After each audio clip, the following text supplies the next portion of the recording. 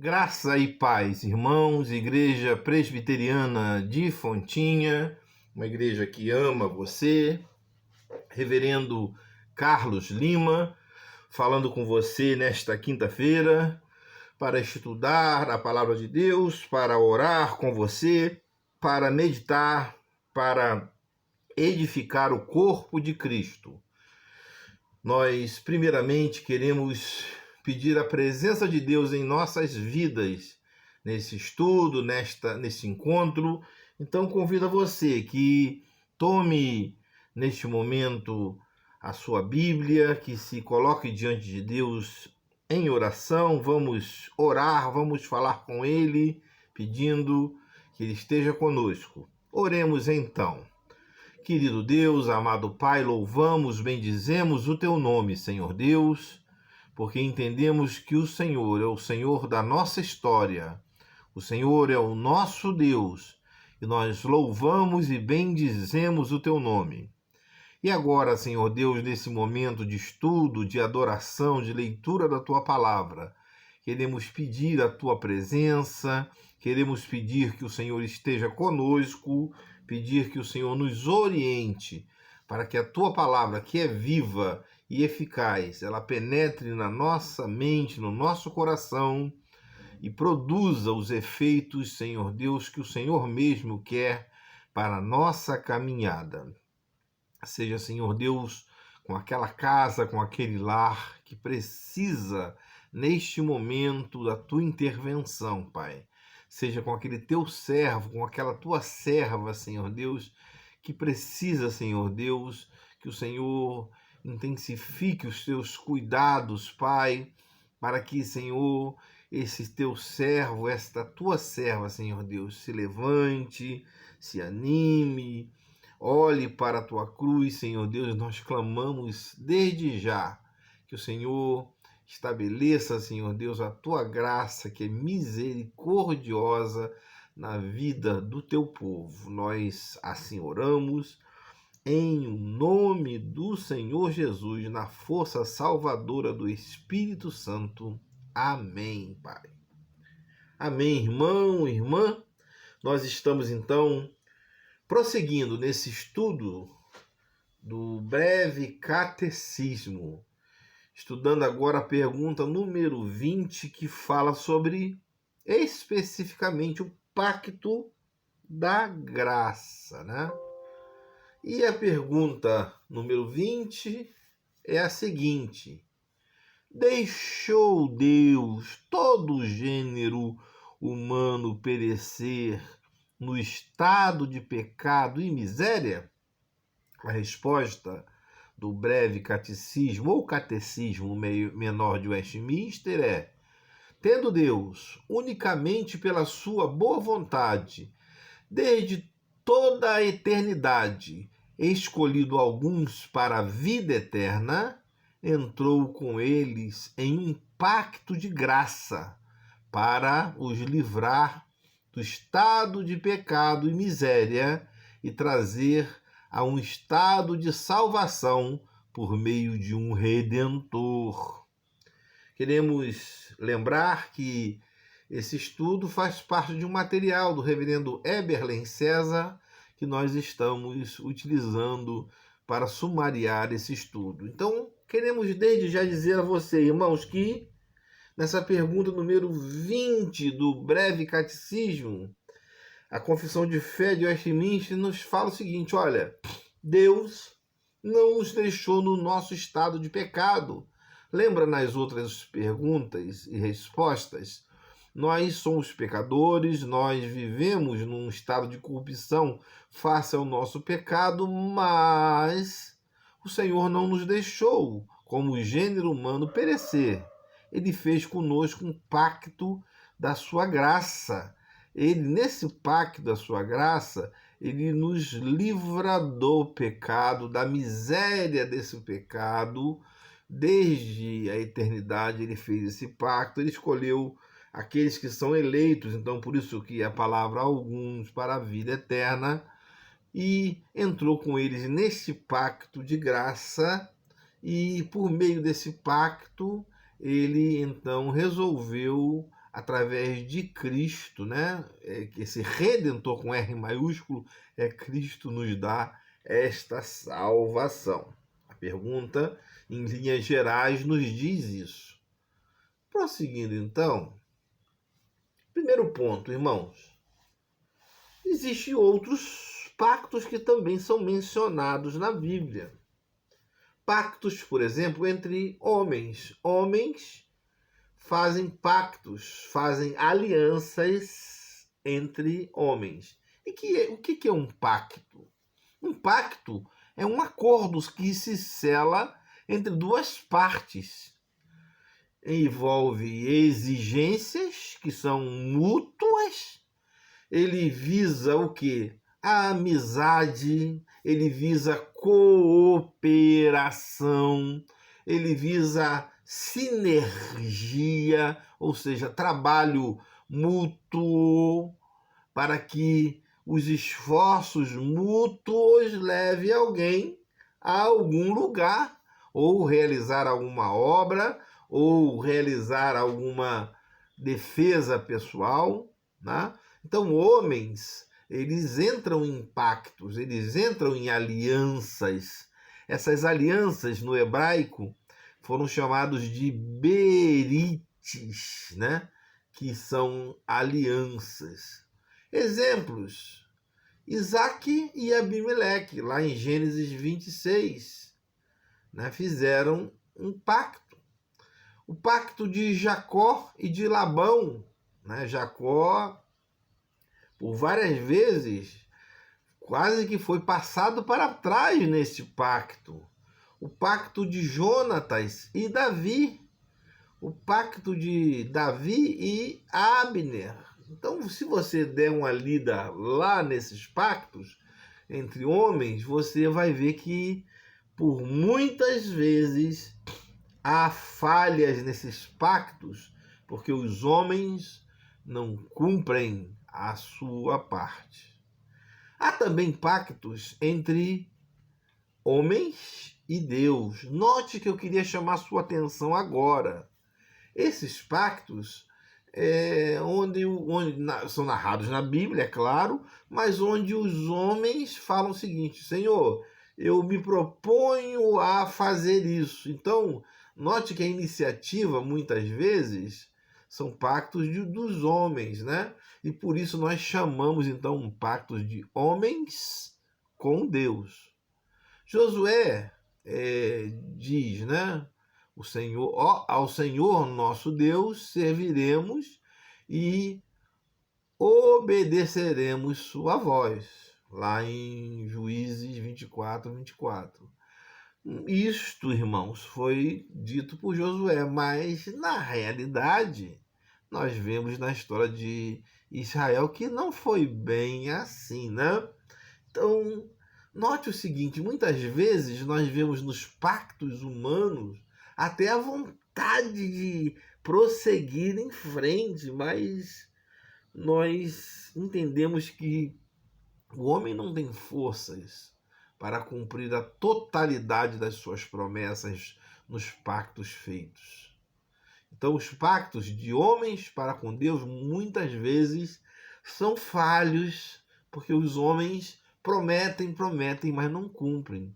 O rei Josias fez uma aliança ante o Senhor para o seguirem e guardarem o seu mandamento de todo o coração. Lá em 2 Reis 23:3. Mas não foi isso também que aconteceu em Israel. Então, esses pactos que são mencionados de homens para com Deus, eles são falhos, porque os homens não vão à frente naquilo que prometem, são pecadores, são falhos, são débeis nas suas palavras, até muitas vezes, porque prometem coisas que não podem cumprir e as prometem diante do Senhor nosso Deus. Pactos de Deus com os homens. Observe agora a diferença. Como nos pactos dos homens com Deus, nesses pactos de Deus com os homens, Deus com os homens também não há acordo. Deus não faz acordo com o homem. ele somente condescende, né? Ou seja, ele simplesmente dá a sua aprovação, mas fazendo-lhe, né, certas promessas, né? Ou seja, lá no pacto de vida, ou pacto das obras, lá em Gênesis capítulo 2, o pacto da graça é uma promessa de graça e de salvação e de amizade para com Deus, né? O pacto das obras, ele deveria ser cumprido pelo homem, mas o homem não teve capacidade de cumprir.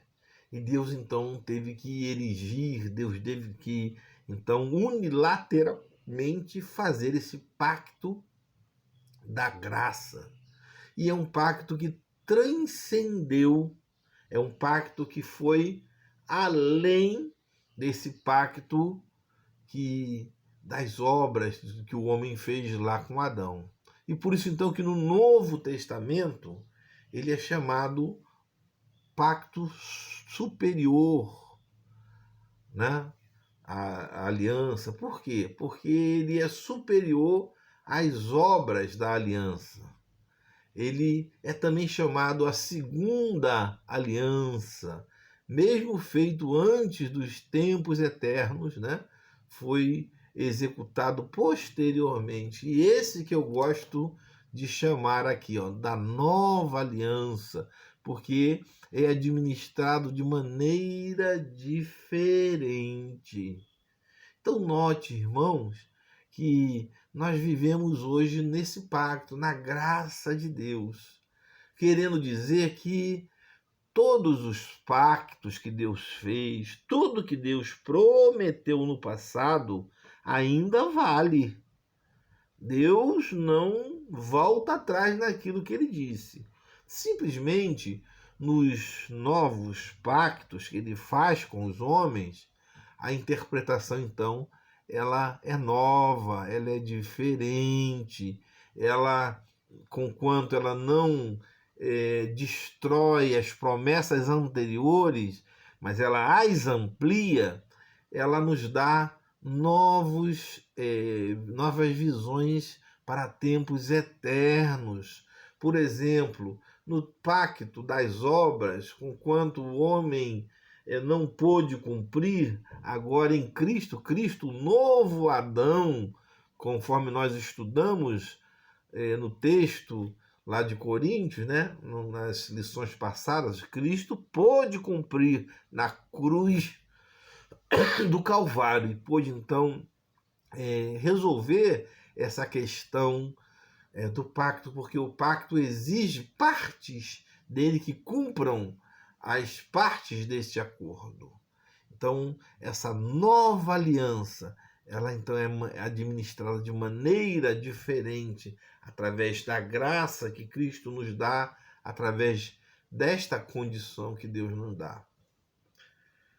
Seguindo em frente, irmãos, esses elementos do pacto da graça, eles têm partes que são chamadas pactuantes. A primeira parte é o Deus triuno, né?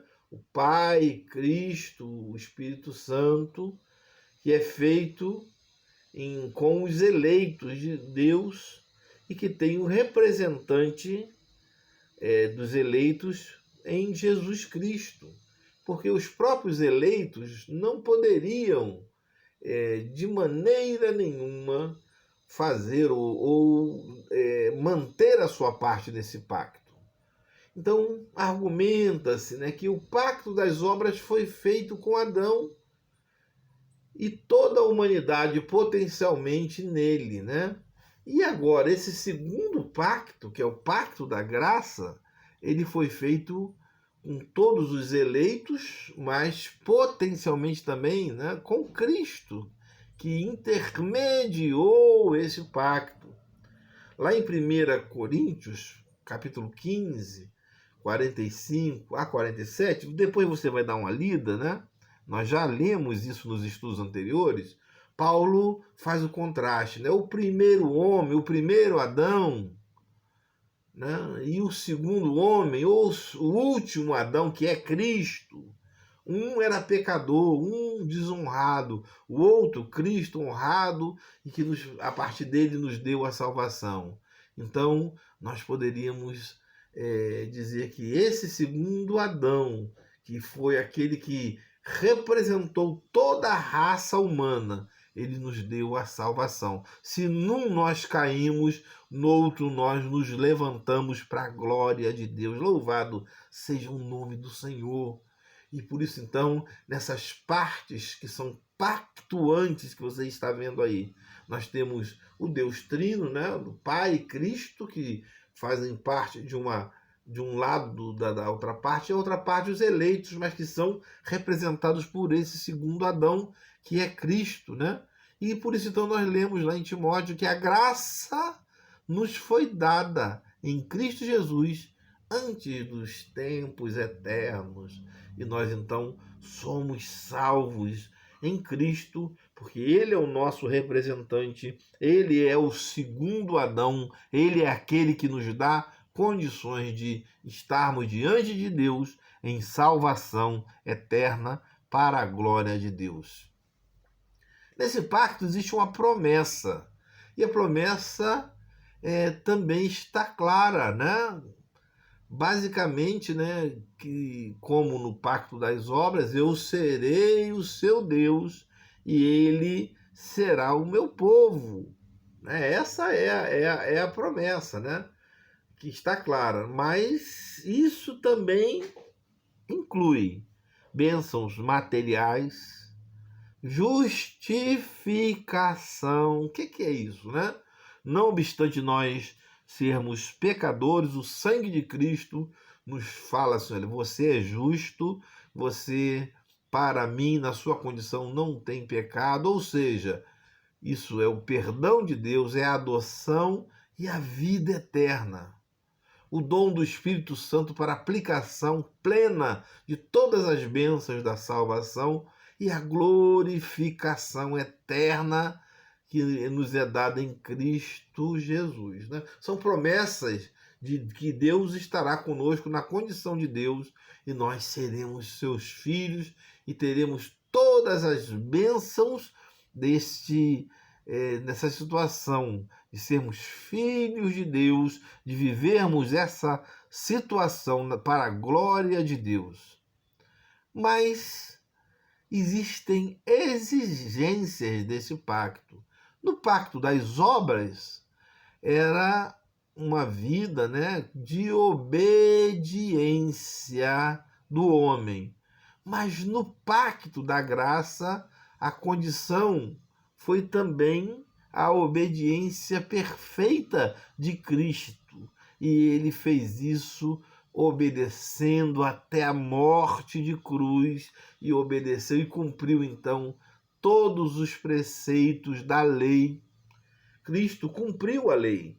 Cristo cumpriu tudo aquilo que estava determinado na lei. Então, ele agora nos dá uma nova era dentro da palavra de Deus, que é a graça. Por isso que nós estamos em outro pacto. Por isso que eu gostaria que você, igreja, você, irmão, entendesse que você não vive mais no Velho Testamento. Quando alguém quiser voltar a colocar roupas do judaísmo, tocar chofar aí no culto, começar a dizer que você tem que voltar ao judaísmo, voltar a ter uma vida do judaísmo, guardar dias, guardar atitudes cerimoniais. Você tem que entender que você vive num outro pacto. Você está no pacto da graça de Deus e a condição foi quebrada lá na cruz do Calvário por Cristo Jesus, que te aponta agora para a salvação. A obediência do pacto foi dada por Cristo. Agora, a exigência para você agora é viver em santificação, viver obedecendo a palavra de Deus, sendo um pregador desta palavra, caminhando para esta vida eterna em Cristo Jesus, nosso Senhor. Cristo, então, é o mediador do nosso pacto e ele é o nosso representante. Ele justifica e absolve o pecado e o faz, né, a nós, filhos de Deus, santificando e depois glorificando. Não exige nada de caráter meritório humano, irmão. Não há contraprestação sua que vai lhe dar caminho para a cruz. Não é dinheiro que você dá, não é obra que você faz, não é sacrifício que você faz.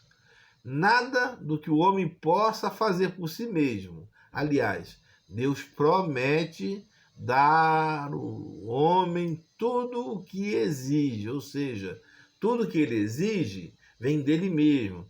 Daí a oração de Agostinho: Senhor, dê o que exiges, então exige o que queres. Ou seja, Senhor, dá a mim o que o Senhor exige de mim, então exige de mim o que o Senhor quer de mim.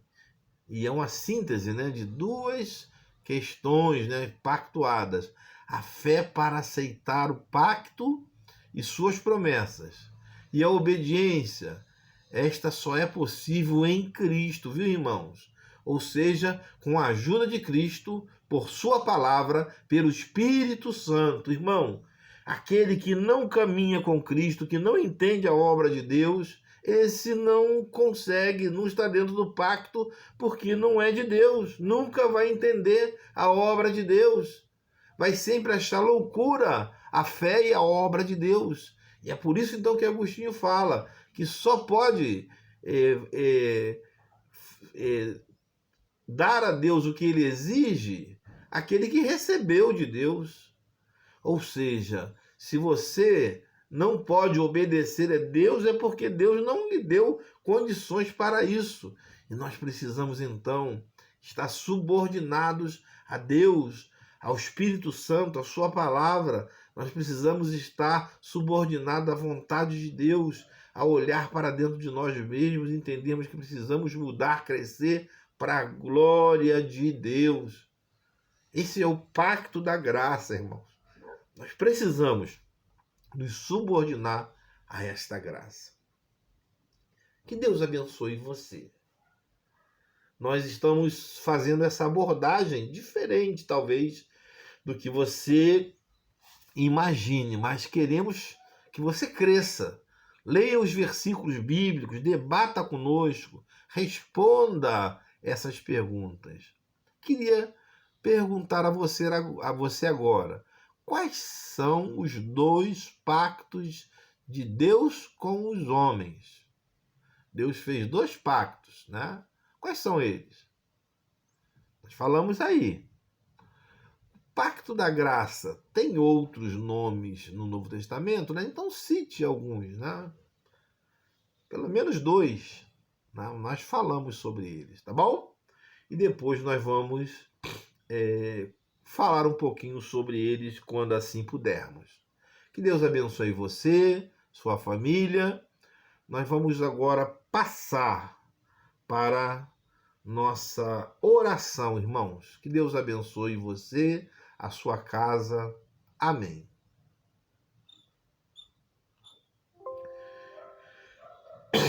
Queridos, nós temos aqueles pedidos que sempre fazemos, né? Dentro da igreja. Pedimos pelos irmãos mais idosos, aqueles que já estão na boa idade. Um deles é a nossa irmã Dalva, que pede para que oremos pelas suas dores, tem sentido muitas dores, e pede também por sua família, o seu filho, né? Está em tratamento, pede por ele e pede por toda a sua família.